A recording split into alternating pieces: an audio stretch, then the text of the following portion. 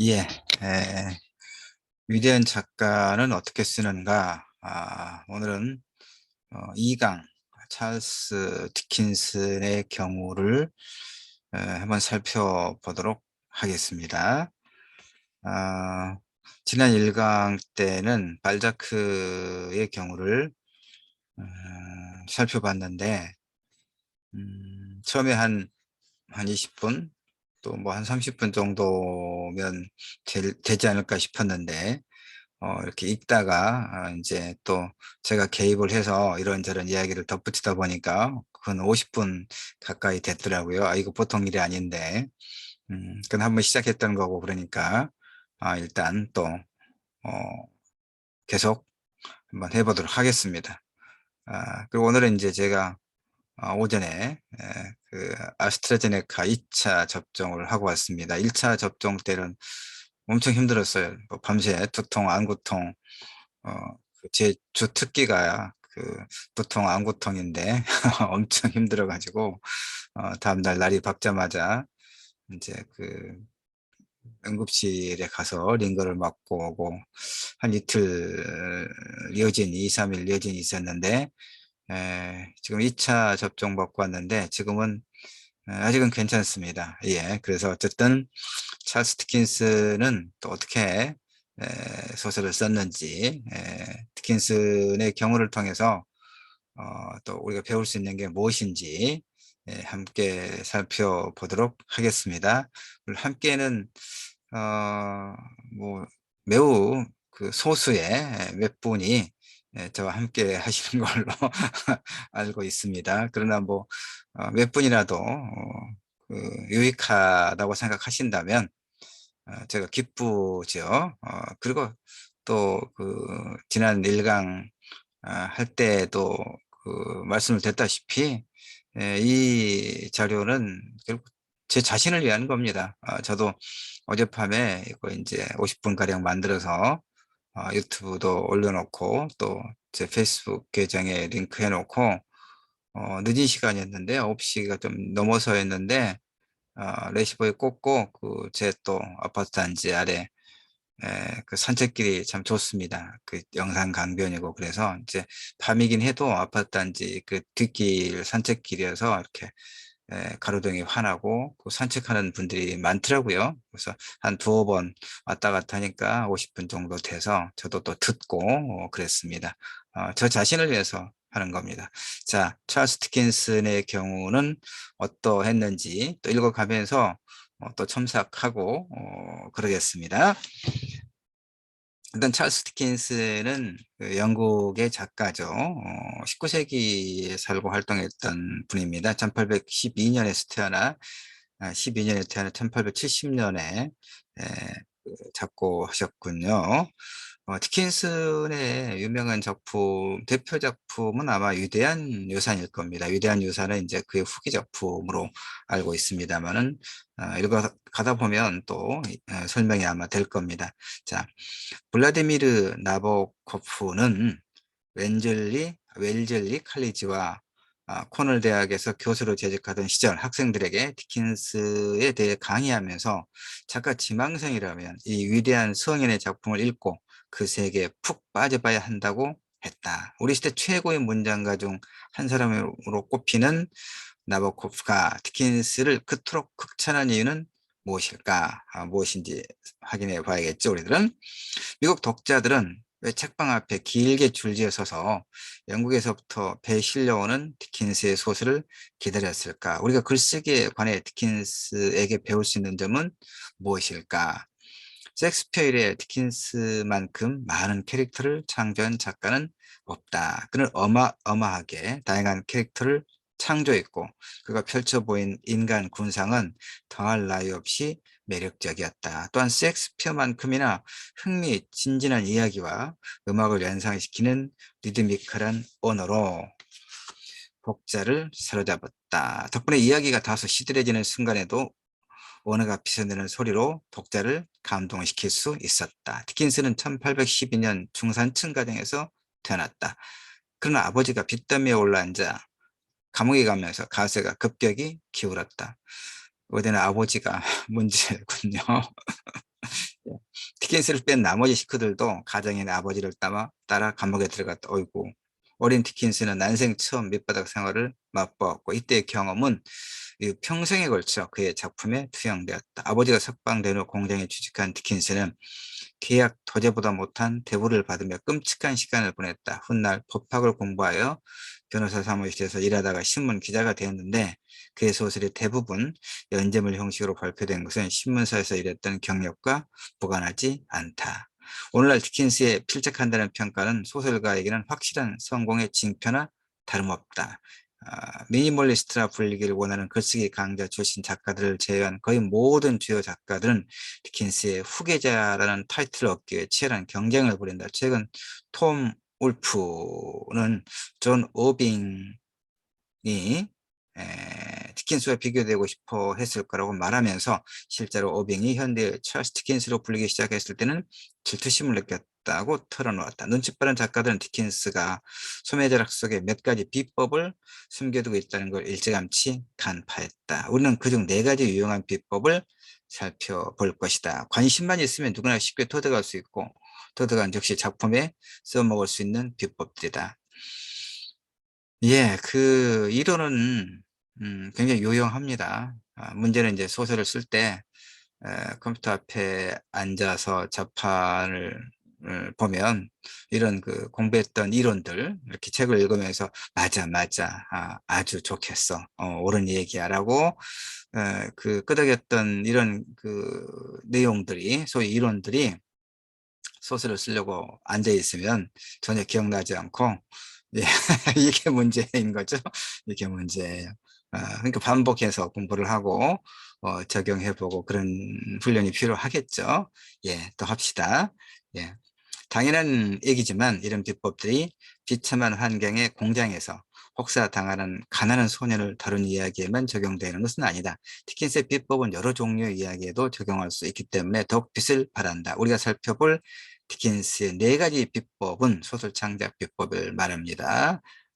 첫째, 갈등하는 등장인물의 성격 구축, 그다음에 유머의 사용, 연민의 활용, 지속적인 서스펜스, 예, 흥미를 갖게 만들 게 필요하다는 얘기죠. 예, 그래서 하고 그 다음 장을 독자가 펼쳐보도록 하는 그런 테크닉. 자, 우선 첫 번째, 갈등하는 인물을 만들어라. 등장인물이 이야기의 중심이 될 때 독자는 그 작품을 읽고 싶은 열망에 사로잡힌다. 디킨스의 모든 소설은 바로 등장인물이 이끌어간다. 이건 정말 그렇습니다. 이건 굉장히 중요합니다. 네, 제가 이론은 잘 아는데 독자들이 디킨스의 소설에서 주로 기억하는 것은 스크루지나 핍, 유라이어 힙과 같은 등장인물이다. 오늘날 스크루지라는 이름이 스크루지, 구두쇠, 예. 스크루지라는 이름이 무엇을 의미하는지 모르는 사람은 없다. 물론 디킨스도 소설 연재를 앞두고 몇 달 전부터 줄거리를 만들어 놓을 만큼 이야기 자체에 신경을 썼고 그의 줄거리가 강력한 흡인력을 지녔다는 사실을 아무도 부인할 수 없지만 그 이전에 그는 인물 풍자에 관한 최초이자 최고의 작가라 할 수 있었다. 디킨스는 인물을 다채롭게 묘사하기 위해 쉬지 않고 사람들을 관찰했다. 예. 예전에, 오래전에, 제가 그 명지대학교 석사를 명지대학교 문창과에서 석사 과정을 했는데, 그때 이제 박범신 선생 소설가, 그 뒤로 이제 이런저런 일이 있어서, 어, 그 소설, 하여튼 뭐, 그, 조용하게 계십니다만은, 예, 예, 박범신 선생이 그러시더라고요. 내가 90년대부터 알긴 했는데, 그분을.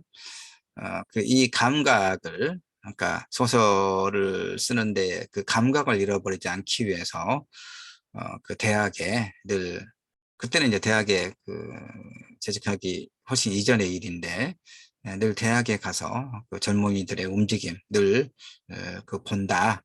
이렇게 이야기하는 게 기억이 나는군요. 하여튼 디킨스는 인물을 다채롭게 묘사하기 위해 쉬지 않고 사람들을 관찰했다. 비록 비현실적이고 풍부한 상상력이 동원되긴 했지만 디킨스의 인물 묘사는 기본적으로 자신이 살아온 험난한 시절의 바탕을 두고 있다. 하지만 진득하게 소설 한 페이지를 읽는 독자가 드물고 대사 없이 묘사만 길게 이어지는 책들은 위면당하기 십상인 오늘날 생생하고 사실적인 디킨스의 인물 묘사를 작품에 어떻게 적용할 수 있을까? 전 세계 체스 챔피언인 이메뉴얼 레스크의 말을 빌려 답하자면 좋은 묘사가 떠올랐을 때 더 좋은 묘사가 없는지 찾아보는 것이다.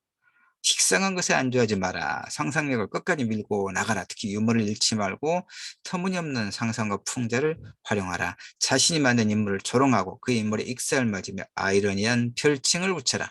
그들을 엉뚱한 방식으로 묘사하라. 그러면 독자도 당신의 장난에 맞장구를 치며 즐길 것이다. 이렇게 지금 써놨습니다. 디킨스는 황피한 집, 1853년에 발표한 황피한 집에서 변호사인 털킹 혼 씨를 이렇게 묘사한다. 그런 사람들이 흔히 말하는 옛날 양반이다. 그러니까 도무지 젊은 시절이라고는 있었을 것 같지 않은 사람이다. 그는 리본으로 묶은 반바지에 각반을 차거나 스타킹을 신고 있다. 특이한 점이라면 실크나 소모서로 만든 게 분명한 검은 옷과 검은 스타킹이 전혀 반짝거리지 않는다는 것이다. 모든 빛을 죽이고 어떤 빛도 반사하지 않는 옷과 스타킹은 털킹원 씨 자신을 빼다박았다. 털킹원 씨는 직업상 상담을 할 때가 아니면 절대로 입을 여는 일이 없다. 디킨스는 털킹원 씨의 인상을 음울하게 묘사하는 것으로 시작하지만 여기에서 그치지 않는다. 그의 다음 전략은 공들에 깎은 체스말을 체스판 구석으로 몰아붙여 갈등에 빠뜨리는 것이다. 이것이 디킨스 소설의 모든 장면을 푸는 열쇠이자 당신의 이야기에서 해결돼야 할 숙제다. 털킹원 씨는 비밀을 남편에게 폭로하겠다고 데들록 부인을 협박하여 그녀와 곧바로 갈등 관계에 놓인다. 총알은 발사됐고 독자는 이야기에 빠져들기 시작한다. 돈비의 아들, 1848년에 발표한 돈비의 아들의 40장에서 돈비와 그의 아내 에디스가 충돌하는 장면은 갈등이란 무엇인지 보여주는 또 하나의 완벽한 예다. 그들의 언쟁은 지독하리 많지 자세하게 묘사된다. 돈비는 아내가 자신을 두려워한다고 착각한다. 하지만 에디스는 사실 딸 플로렌스를 보호하기 위해 굳게 입을 다물고 있을 뿐이다. 그녀는 줄곧 시선을 떨군 채 떨리는 입술을 힘껏 깨물고 있었다. 가슴은 가볍게 오르락내리락하고 얼굴은 붉어졌다가 창백해졌다. 돈비는 그 모습이 무엇을 뜻하는지 알았다. 그러나 아내의 가슴 깊은 곳에 한마디 말이 감춰져 있다는 사실을 돈비는 짐작조차 할 수 없었다. 아내가 침묵하고 있는 이유는 순전히 그 한마디 때문이었다. 그 한마디는 바로 플로렌스였다.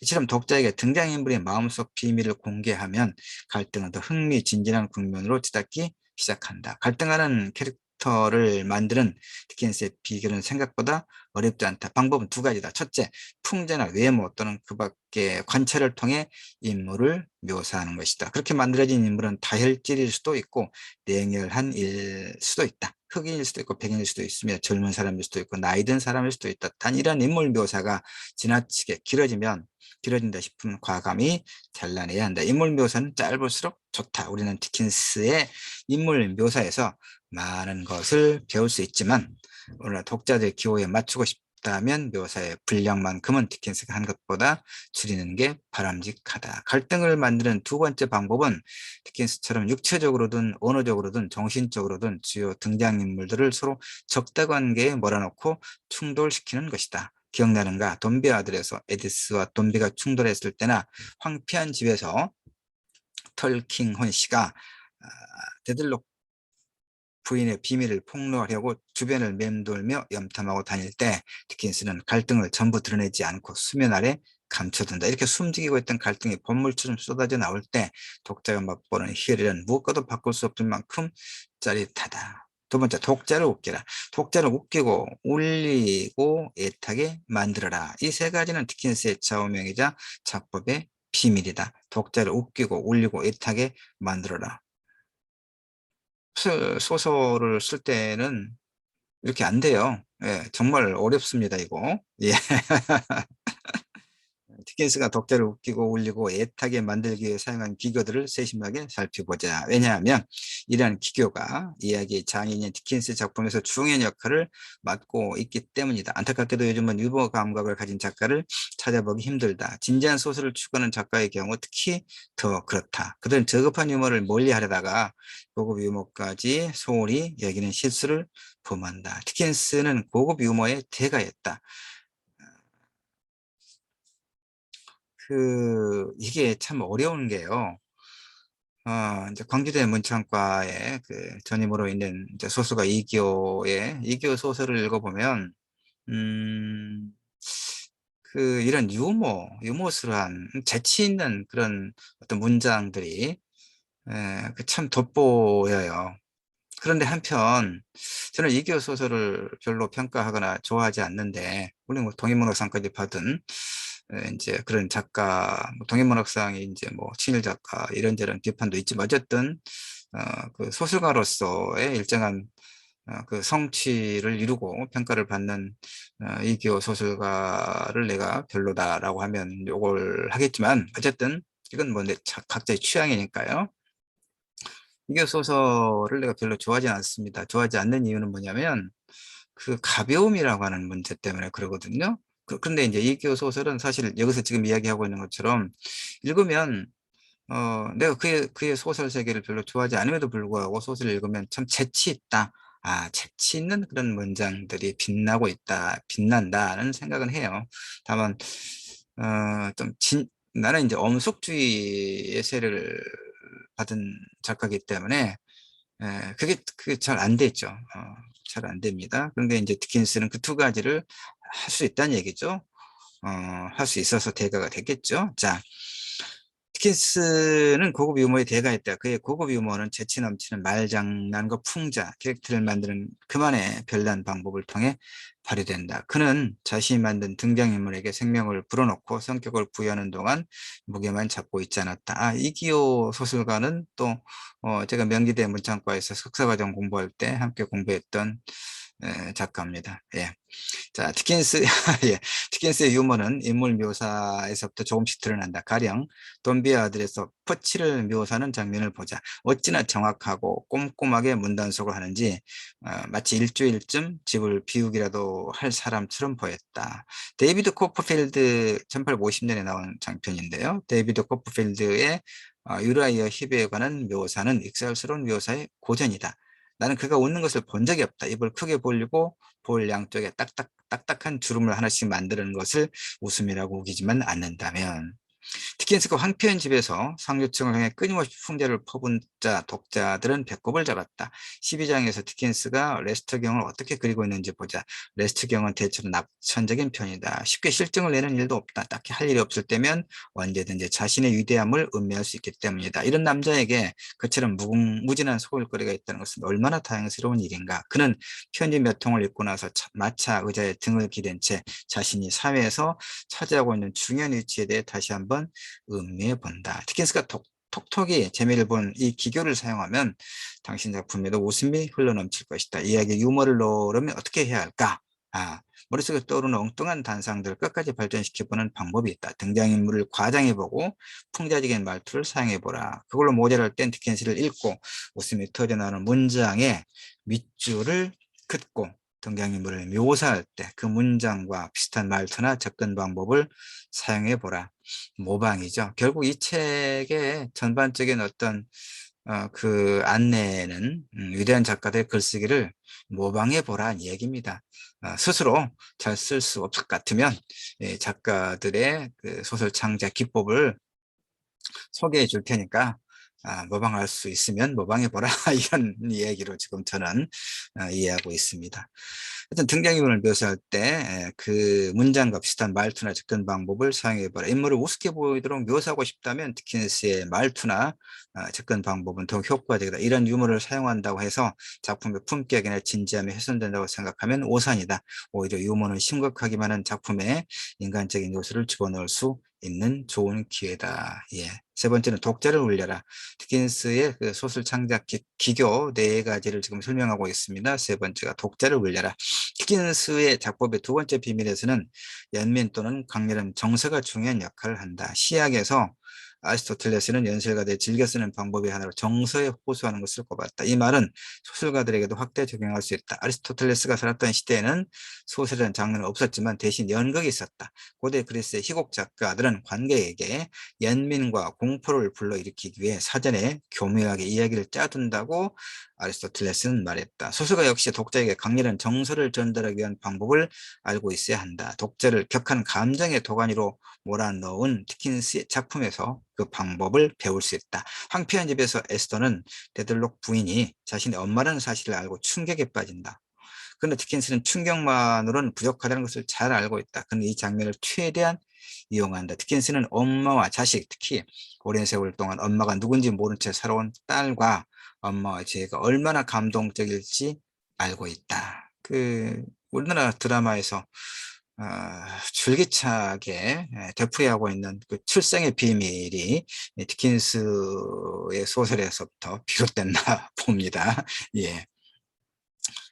뿐만 아니라 어떻게 하면 감정을 서서히 증폭시킬 수 있는지도 잘 알고 있다. 데들록 부인은 에스더에게 두 번 다시 만나지 않을 것이며 그 어떤 도움도 줄 수 없다고 말한다. 제 아무리 메마른 감성의 소유자라 할지라도 눈물을 짜내려고 철저하게 계산된 이런 장면에서는 백인을 도리가 없다.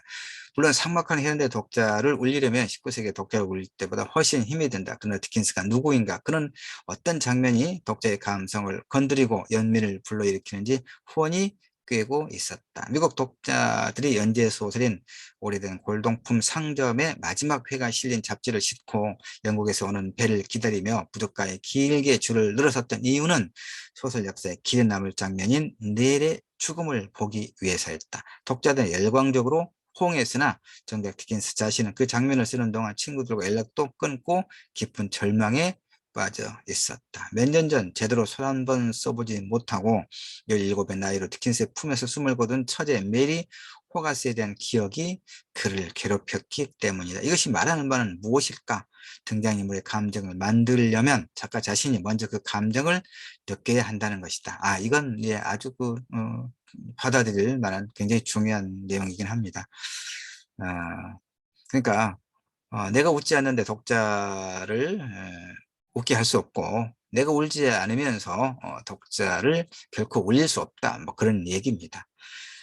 페이지마다 진짜 감정이 배기를 원한다면 작가가 먼저 그런 감정을 느껴야 한다. 작가 자신이 직접 경험한 것을 변형시켜 예술은 그렇게 탄생한다. 작가가 겪었던 강렬한 감동과 슬픔은 독자에게도 그대로 전달될 것이다. 네 번째, 독자를 애타게 만들어라. 미리 고백하건대 추리 소설은 정말이지 내 취향이 아니다. 여기서 나는 이 책을 지은 위대한 작가는 어떻게 쓰는가를 지은 윌리엄 케인 교수를 말합니다. 내 취향이 아니다. 내 어머니와 여동생은 추리 소설이라면 자다가도 벌떡 일어날 정도로 좋아하지만 나는 추리 소설을 읽을 때마다 왠지 도식적이라는 느낌에서 벗어나기가 힘들다. 솔직히 말해서 나는 누가 누구를 죽였는지 따위는 눈꽃만큼도 관심이 없다. 게다가 내 눈에는 추리 소설 속의 등장인물들이 기껏해야 결론을 향해 이야기를 끌고 가는데 필요한 도구로밖에 보이지 않는다. 어이없기를. 나는 지금 추리 소설을 읽지 말라고 설득하려는 게 아니다. 그보다는 추리소설에 전혀 관심이 없는 작가라 하더라도 잘 짜인 이야기에는 미스터리 요소가 반드시 들어있어야 한다는 디킨스의 말을 강조하려는 것이다. 미스터리가 정말 필수적인 요소일까? 내가 어찌 감히 디킨스의 말에 토를 달겠는가? 아치볼드 쿨리치는 연재소설가 찰스 디킨스라고 하는 책에서 상당히 설득력 있는 주장을 펴는다.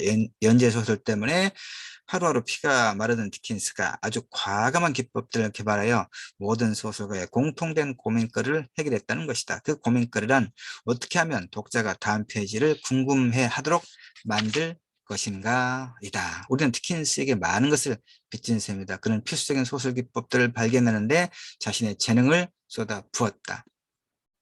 그 기법들은 그의 작품에서 대담하게 눈에 잘 띄게 과장되게 사용되었다. 따라서 무엇을 써야 하고 이야기를 어떻게 다듬어야 하며 독자가 기억할 만한 인물은 어떻게 만들고 그 인물에게 독자가 관심을 갖게 만들려면 어떻게 해야 하는지 궁금해하는 작가들에게 디킨스의 작품은 그 자체로 교과서를 해도 과언이 아니다. 디킨스가 사용한 중요한 기법 중 하나가 바로 미스터리와 서스펜스다.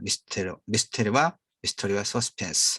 장르 문학이나 대중소설과 구분되는 이른바 순수문학 작가들은 미스터리와 서스펜스 기법을 종종 무시한다. 나처럼 추리소설에 시큰둥한 작가들은 추리소설에서 미스터리와 서스펜스 기법으로 거둘 수 있는 효과가 미미하다고 생각할 수도 있다. 하지만 이는 착각이다. 우리는 거장의 가르침에 귀를 기울여야 한다. 디킨스는 미스터리와 서스펜스를 자신의 미스터리 기법이라 불렀다.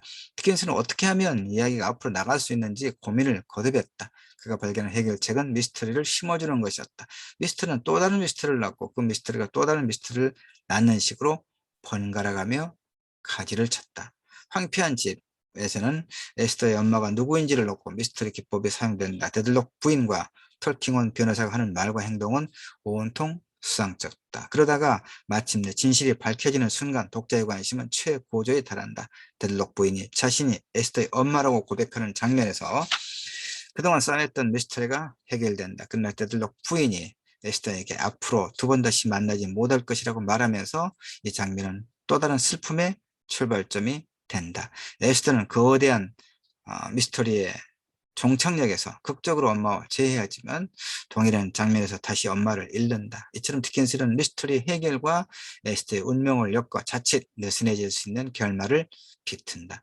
추리 소설에서 미스터리 기법을 활용하려면 작가는 이야기의 일부를 독자가 모르게 숨겨두어야 한다. 그런 다음 작가는 전지전능한 신이 되어 정보를 찔끔찔끔 흘려야 한다. 꼭 필요한 만큼만 조금씩. 예, 서툰 작가들은 한꺼번에 한 문단, 두 문단에서 그 인물에 관한 주요 정보를 다 드러내버리죠. 그러니까 흥미가 없죠. 제 소설 같은 경우.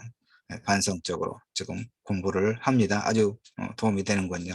자, 위대한 유산, 1861년 위대한 유산은 디킨스의 후기 그 대표작입니다. 위대한 유산은 피부를 혼내주는 베이리스라는 인물이 누구인지에 대한 미스터리가 이야기 밑바탕에 깔려있다. 핍은 자신이 사랑하는 에스텔라 후견인 미스 헤비샴이 문제의 후원자라고 생각한다. 핍은 후원금 덕분에 가난한 집을 떠나 런던으로 진출하고 그곳에서 성공의 길로 들어서기 시작한다. 그런 동안에도 정체불명의 후원금 덕분에 핍의 가난을 벗어날 수 있었다는 이야기가 반복적으로 등장함으로써 미스터리는 계속 유지된다. 심지어 디킨스는 때때로 미스터리를 다루는 장면에서 미스터리라는 단어를 직접 사용하기도 한다. 40장에서 핍은 이런 독백을 들려준다. 내가 느꼈던 기분은 말로 설명하기 힘들다. 맥위치. 그의 존재는 되게 무시무시한 미스터리였다. 그거 저녁에 마리가 굵은 두 손으로 알라그자 팔걸이를 꽉 움켜쥐고 마치 문신처럼 주름살이 깊게 새겨진 이마를 가슴팍 위로 떨어뜨린 채 잠들어 있을 때면 나는 앉아서 그를 바라보며 그가 어떤 짓을 했는지 궁금히 여기곤 했다. 나중에 핍의 후원자가 맥위치였다는 사실이 드러나며 미스터리가 풀리는 순간 이야기는 다급하게 돌아간다. 핍은 여태껏 미스 헤비샴을 자신의 후원자라고 믿고 있었지만 그녀는 후원자가 아니었다. 그렇다면 미스 헤비샴은 핍에게 어떤 의미였을까? 그 답을 찾기 위해 핍은 그녀를 찾아간다. 디킨스의 미스터리 기법을 사용하려면 중요한 정보를 꼭꼭 숨겨두어라. 예컨대 주인공의 진짜 친구는 누구이고 진짜 적은 누구인지 밝히지 마라. 또 핍이 미스 헤비샴을 후원자라고 철석같이 믿었듯이 등장인물이 엉뚱한 사실을 진실이라고 믿고 있으면 이를 믿기로 독자를 엉뚱한 것으로 유인할 수 있으며 의외의 진실이 밝혀졌을 때 독자가 받는 충격과 놀라움은 두 배로 커진다. 때로는 드러나는 정보가 적을수록 독자는 열광한다. 부디 독자를 애타게 만들길. 예, 여기까지 해서 이 책에서는 디킨스에 관한 부분은 상대적으로 분량이 좀 적군요. 예, 일단 그 2장 디킨스의 경우는 이 정도로 하고요. 제가 이제 주로 그 대학의 강의들을 이렇게 이제 뭐 벌써 4학기째, 2년째 비대면으로 하고 있기 때문에 대학의 수업 영상들을 만들어서 제 유튜브 계정에도 올려놓고 그럽니다. 이제 학교마다 좀 그 시스템이 달라서 그 링크를 하기도 하고 그냥 이제 CMS라고 하는 그 학습관리 시스템에 동영상 올려놓고 또 볼 수도 있고 이렇게 각각 다른데 유튜브 계정을 보면 올려놓은 거 보면 가끔 뭐 저작권 침해 신고 이렇게 표시된 게 가끔 있더라고요.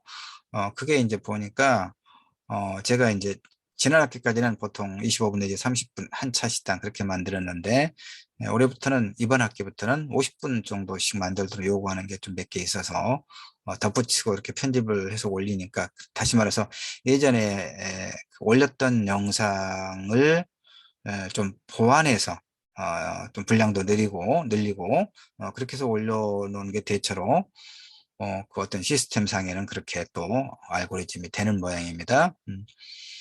아, 그- 근데 저는 가끔 신경이 쓰입니다. 제가 만든 영상 그 수업 자료인데, 또 그런 표시가 되면 이게 뭐지 하고, 예, 좀 일찍 끝났으니까, 이소라의 가을 시선이라고 하는, 가을도 됐고, 가을 시선이라고 는 노래를 한번 같이 감상을 하고, 마치도록 하지요? 예. 이소라의 목소리입니다. 가을 시선.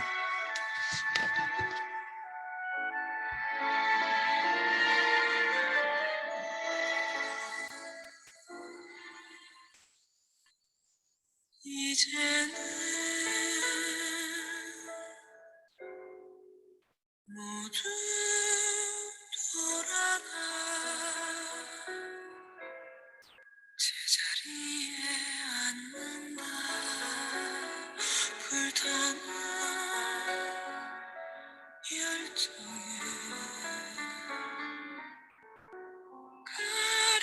그리워졌던 고운 얼굴들이 미소를 보내는 시간.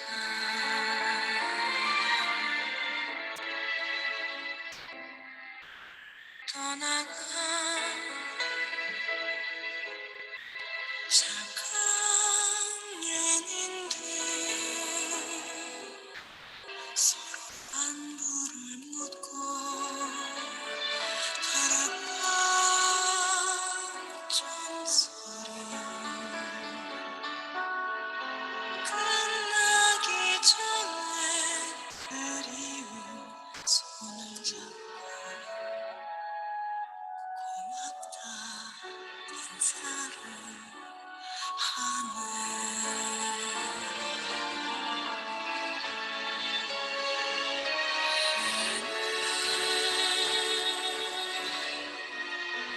유리 거울로